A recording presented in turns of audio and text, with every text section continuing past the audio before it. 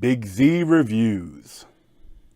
Isn't It Romantic is a new comedic romance film starring Rebel Wilson, and is directed by Todd Strauss-Schulson, who had previously done a dissection of the genre of horror with Final Girls, where essentially the characters are sent into this alternate universe where inside of the movie, inside of this horror slasher film. And this one, she's sent into the movie world of a romantic comedy. And it creates an interesting, but as a whole, just kind of a fine film.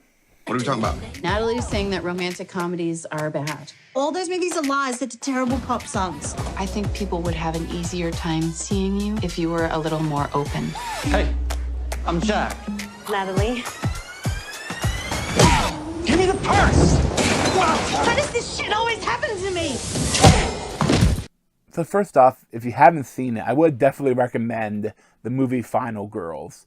It came out like a couple years ago, and it isn't a really, I love this film. It's like a small indie like horror comedy that is really good. And this is kind of, someone must have seen that and gave him this film.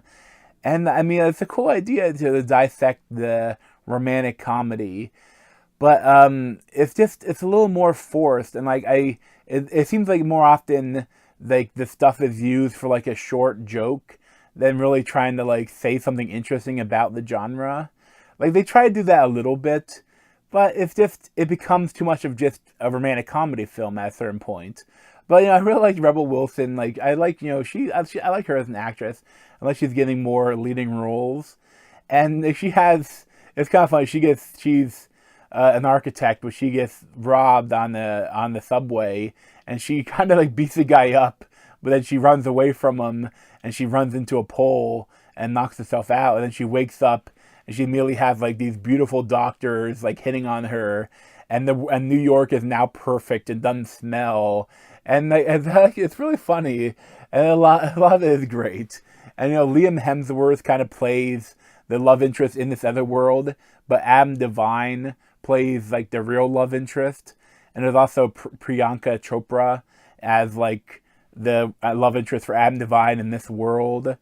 And it becomes like what they do. A lot of it is funny, and I like that they do the PG-13 thing with how that whenever she swears, like there's a noise over it, and she can't actually swear, and she can't have sex.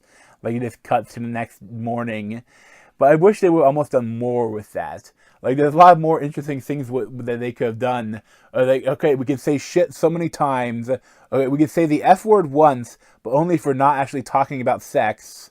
Like there's a lot of things you could do to actually dissect the PG-13 romantic comedy genre that they didn't. They more stayed on the surface level, and it created some funny moments. But I would have loved even more, like more intelligent things too, along with this itself being a romantic comedy. Honestly, it's a fine film. It's not doesn't really try anything that different. I mean, the idea of putting it in this world is unique, but I wonder if he's gonna keep doing movies like this.